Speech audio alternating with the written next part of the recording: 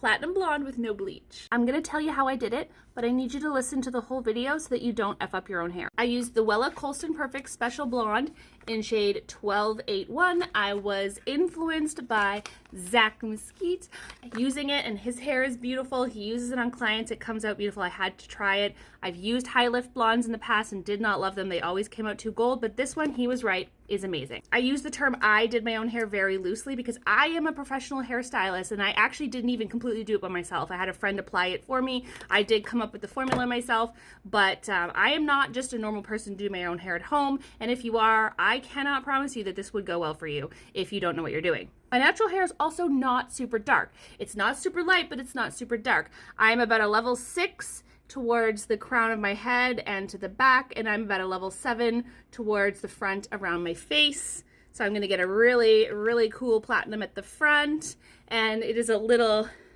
tiny bit more golden towards the crown of my head, but it is still a really pretty reflective platinum blonde in my hair, even though it probably won't go as silver as white as some of the results I've gotten with bleach and tone in the past, but I'm okay with that because I wanted to be able to do my hair more often and use something that was slightly more gentle than a bleach and tone every 4 weeks. Keep in mind, if you have brown hair naturally, this will not come out platinum blonde on your hair.